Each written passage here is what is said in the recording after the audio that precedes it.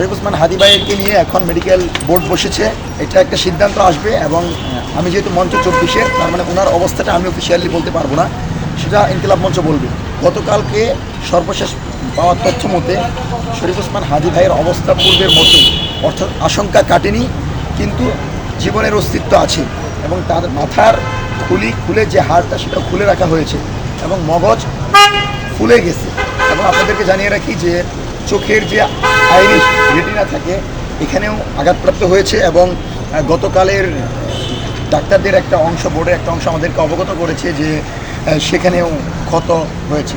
সেক্ষেত্রে শরীফ ওসমান হাদী যদি ফিরেও আসে তাহলে আমরা কতটুকু আমার আগের ওসমান হাদীকে পাবো বলে আমরা শঙ্কায় আছি। সেটা আমাকে ইনকিলাব মঞ্চের সেক্রেটারি জনাব জাবের ভাই বললেন, মেডিকেল বোর্ড বসেছে, তারা সিদ্ধান্ত জানাবে, তারপর মানে এক্সাক্ট টাইমটা বলা যায় কয়টার দিকে বসছে? এটা বলা যায় না, কারণ হচ্ছে যে আমাদের কতটুকু সময় লাগবে সেটাও অবগত না। ভিতরে ইনকিলাব মঞ্চের সেক্রেটারি আছে, তারপরে ভিতরে আছে হচ্ছে জুমা আপু আছে, পাশাপাশি ইনকিলাবের নেতাকর্মীরা আছে। তো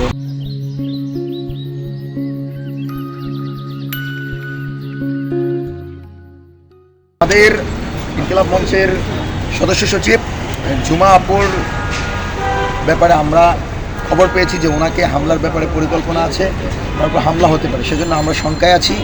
এবং আমরা একটা কথা আপনাদেরকে বলে দেই, স্বরাষ্ট্র মন্ত্রণালয় যদি আজকের ভিতর সিদ্ধান্ত না নেয় তাহলে গতকালের যে আমাদের যে আলটিমেটাম ছিল ঠিক একই আলটিমেটাম থাকবে এবং 16 তারিখের ভিতর ওনার সব কিছু পর্যালোচনা করে আমরা যদি ব্যর্থ হয় তাহলে ছাত্র জনতাকে সাথে নিয়ে তার পদত্যাগের জন্য আমরা শহীদ মিনারে একত্রিত হব।